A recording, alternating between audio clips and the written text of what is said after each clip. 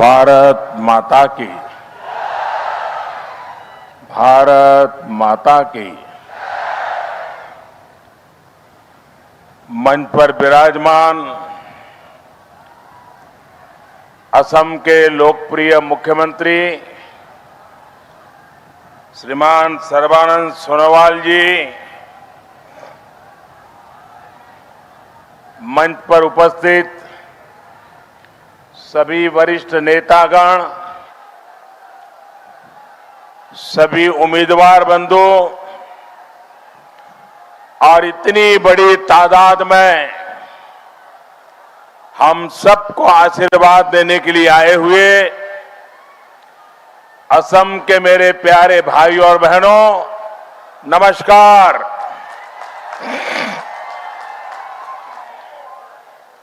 मैं असमवासी आगंतुक फाकुवा उत्सवर आंतरिक शुभेच्छा जनाई छो।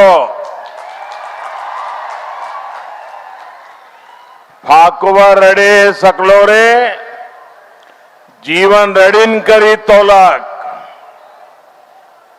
ऐसा अनुभव हो रहा है जैसे पूरा डिब्रूगढ़, पूरा तिनसुकिया आज यहां चबुआ में सिमट आया है। जहां देखो वहां लोग ही लोग नजर आ रहे हैं। ये दिखाता है कि असम में डबल इंजन की सरकार को मजबूत करने के लिए कितना उत्साह है, एनडीए के प्रति कितना विश्वास है। साथियों, आपका ये विश्वास, आपका ये प्यार, आपका ये आशीर्वाद 5 साल तक हमारे काम को आपने कसौटी पर कस करके ये आपने हमें आशीर्वाद दे रहे हो, ये हम लोगों का सौभाग्य है। इस धरती को अहोम राजा चाओलुक चुकाफा, स्वर्गादेव सर्बानंद सिंगा और वीर राघव मोरान जैसे हमारे अनेक पूर्वजों ने संवारा है। रुचिदास तांती जैसे असम से निकले अनेक स्वतंत्रता सेनानियों ने भारत की आजादी में अपनी अहम भूमिका निभाई है। साइमन सी होरो और संतोष टोपनो ऐसी अनेक महान विभूतियों ने असम और भारत को दिशा दिखाने में अपना अहम योगदान दिया है। मैं आप सभी का आभार इसलिए भी व्यक्त करता हूं कि आपने सर्बानंद जी जैसा एक जनसेवक असम को दिया, देश को दिया। भाइयों और बहनों, चाबुआ के तो नाम में ही चाय है। यहां रोपा गया चाय का पौधा आज दुनिया में कहां कहां अपनी सुगंध फैला रहा है, ये हम सभी जानते हैं। ऐसे में आज जब आपके बीच आया हूं तो एक पीड़ा भी आपसे कहे बिना नहीं रह सकता हूं। मेरे भीतर के उस दर्द को, आपके उस दर्द को जो महसूस करता हूं, इस बात को आज मैं यहां आपके बीच में कहे बिना नहीं रह सकता हूं। मुझे ये देखकर तकलीफ हुई कि इस देश की एक ऐसी पार्टी जो सबसे पुरानी पार्टी, जिसने 50-55 साल तक इस देश पे राज किया, ऐसी कांग्रेस पार्टी आज भारत की चाय की पहचान को मिटाने वालों का खुलेआम समर्थन कर रही है। क्या ऐसी कांग्रेस को माफ कर सकते हैं? ऐसी कांग्रेस को माफ कर सकते हैं? ऐसी कांग्रेस को सजा देनी चाहिए कि नहीं देनी चाहिए? क्या दुनिया में से चाय को मिटाने देना चाहिए? चाय को मिटाने का षड्यंत्र करने वालों को इस चुनाव में सबक सिखाना चाहिए। सिखाओगे? पक्का सिखाओगे? असम की चाय से, असम के मान सम्मान से, यहां के लाखों टी वर्कर से, उनके जीवन से कांग्रेस का खिलवाड़ करना, ये असम की और हिंदुस्तान की जनता कभी माफ नहीं करेगी।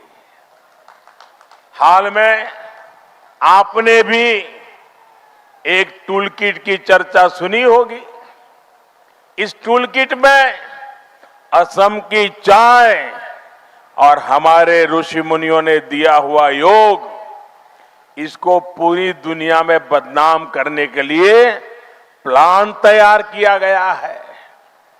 टूलकिट बनाने वाले चाहते हैं कि हमारे चाय बागानों को भारी नुकसान उठाना पड़े। ऐसी साजिश रचने वालों को कांग्रेस पार्टी सपोर्ट करे और ऐसी कांग्रेस पार्टी असम में वोट मांगने की हिम्मत करे। भाइयों बहनों, क्या कांग्रेस को हम माफ कर सकते हैं? क्या कभी भी माफ कर सकते हैं? क्या अपनी राजनीतिक जमीन बचाने के लिए कांग्रेस इस स्तर पर आ जाएगी, इसकी उम्मीद देश को कभी नहीं थी। इसलिए असम की चाय के खिलाफ साजिश रचने वाली कांग्रेस जब असम की अस्मिता की बात करती है तो उसके सारे नकाब खोखले नजर आते हैं।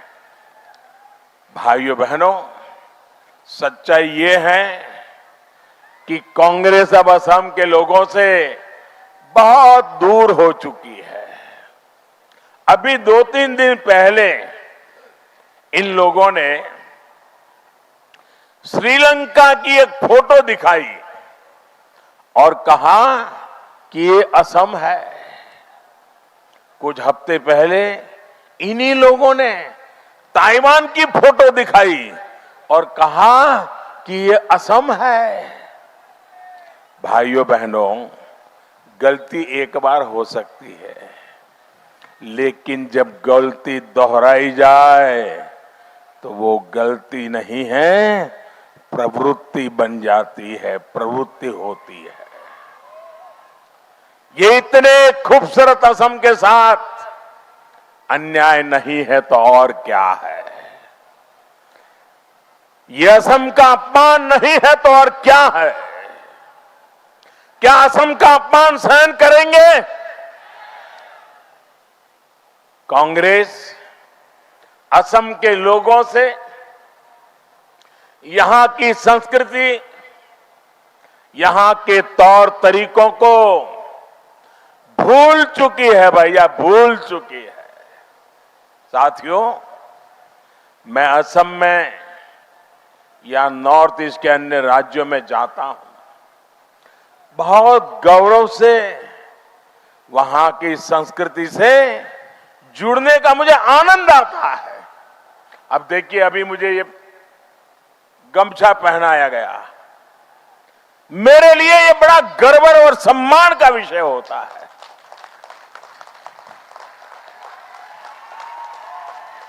लेकिन कांग्रेस के लिए ये इसका भी मजाक उड़ाते हैं। हालत ये है कि कांग्रेस आज उन पार्टी के साथ गठबंधन के मैदान में उतरी है जो खुद असम की अस्मिता, असम की संस्कृति के लिए अपने आप में एक बहुत बड़ा खतरा है, बहुत बड़ा संकट है।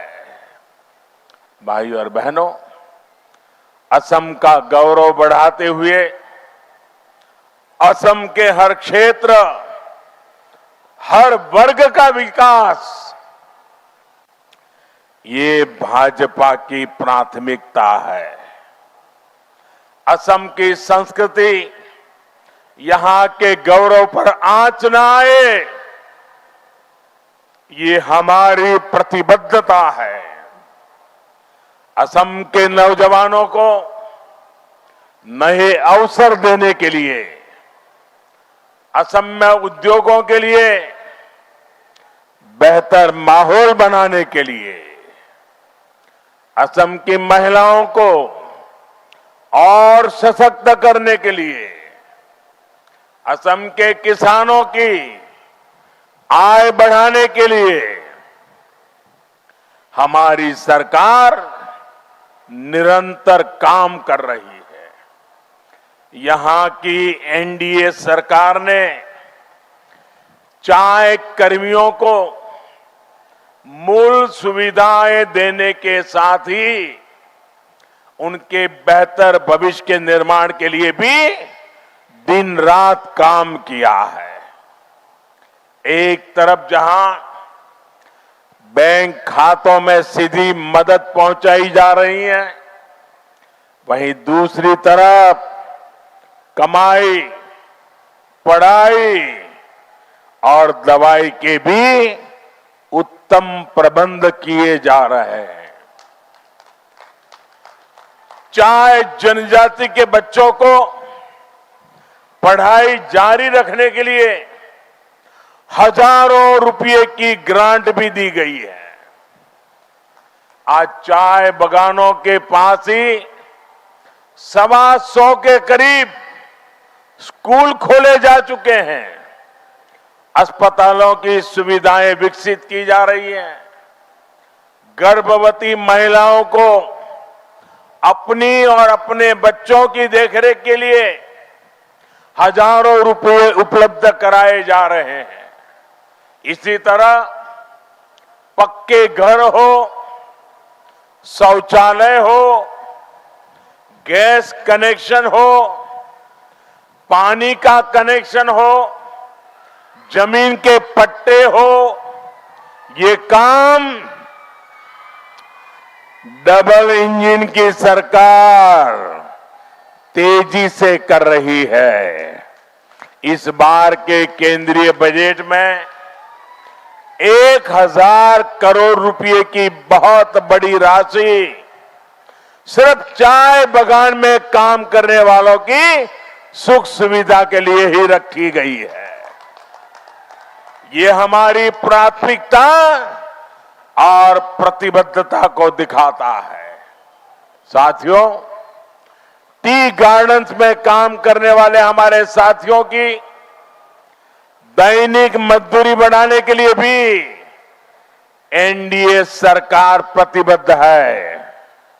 मैं इस बात की सराहना करता हूं कि असम सरकार ने बीते 2 वर्षों में इसमें बढ़ोतरी की है, लेकिन हमारे ये प्रयास अदालत में ले गया। अदालत में जाकर के मामला अटक गया। इसका लाभ उठाकर विपक्षी दल तरह तरह के भ्रम फैला रहे हैं, तरह तरह के झूठ बोल रहे हैं। ये वही लोग हैं जिन्होंने टी गार्डन्स में काम करने वाले हमारे भाई बहनों पर कभी भी ध्यान नहीं दिया। जैसे ये पहले झूठ बोलते थे, वैसे ही अब भी झूठ बोल रहे हैं। इसलिए असम के लोगों को इन लोगों से सावधान रहने की जरूरत है। भाइयों बहनों, एक चाय वाला आपके दर्द को नहीं समझेगा तो कौन समझेगा।